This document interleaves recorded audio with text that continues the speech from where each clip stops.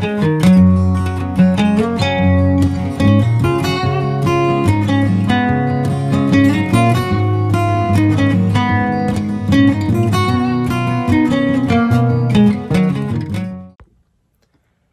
morning, everyone. Welcome back to this daily dose. I want to share with you a story that I've been studying this morning, and always caused me to be anxious or nervous to teach to kids when I started out as an intern in children's ministry, and that is Genesis 22. It's the story of Abraham and Isaac, where God gives Abraham the command to sacrifice his son.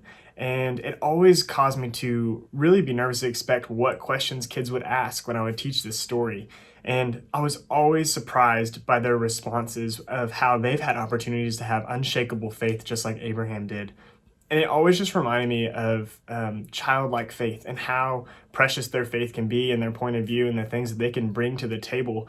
And so it was always reassuring. And so I just wanted to remind us today about having unshakable faith like Abraham did. And so let's turn our Bibles to Genesis 22. If you want to read along with me, we're going to read the first 13 verses. There's 3 instances in this story where Abraham shows unshakable faith.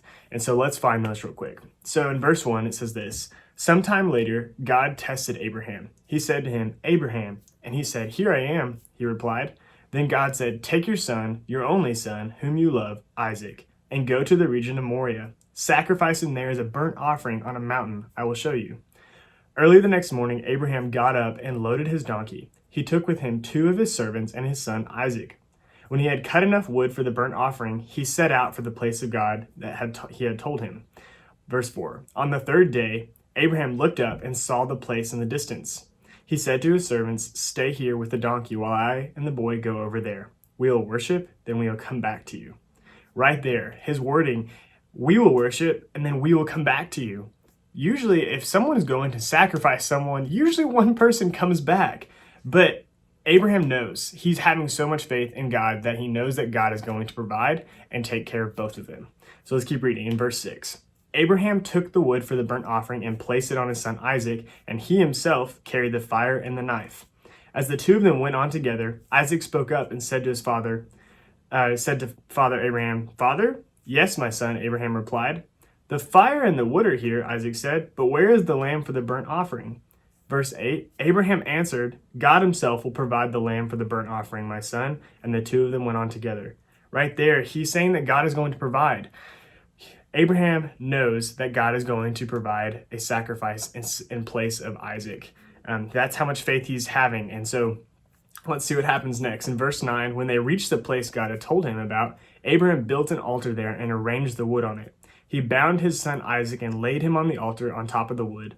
Then he reached out his hand and took the knife to slay his son. But the angel of the Lord called out to him from heaven, 'Abraham, Abraham.' 'Here I am,' he replied." Verse 12, "Do not lay a hand on the boy," he said. "Do not do anything to him. Now I know that you fear God, because you have not withheld from me your son, your only son."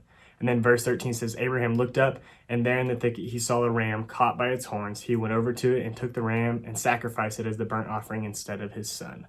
So in the end, God provided a ram, a sacrifice in place of Isaac, and Abraham had unshakable faith. No matter what, he was ready to follow through and be faithful to God, but God ended up protecting both of them and keeping them both safe.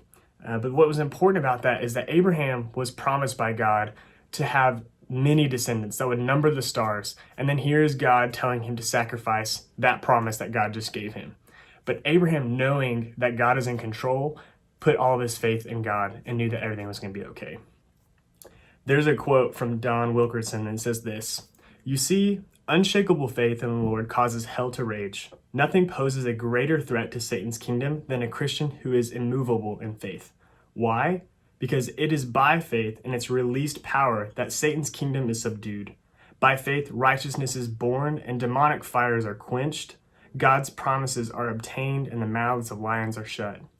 Incredible things can happen when we have immovable faith in God. When we can trust that he's going to take care of us and protect us no matter what, in the face of any situation, that he's going to be glorified and his kingdom will be grown. having faith in him is the most important. And so I just want to encourage you guys today with this last thing, and it's this verse. I want you guys to maybe write this on a sticky note, put it wherever you're going to see it the most, either in your car, your bathroom, in the kitchen, anywhere. And this is what it is: Psalm 62, 1-2. Truly, my soul finds rest in God. My salvation comes from him. Truly, he is my rock and my salvation. He is my fortress. I will never be shaken. So we can find rest in God and knowing that when we have faith in him, he's going to protect us. We're not going to be shaken, and we can find joy in that. And so find joy in that today, just a reminder of that verse, to have faith like Abraham, no matter what situation, to find joy and look towards God in the midst of any circumstance. So thank you so much for watching. We'll see you guys next time.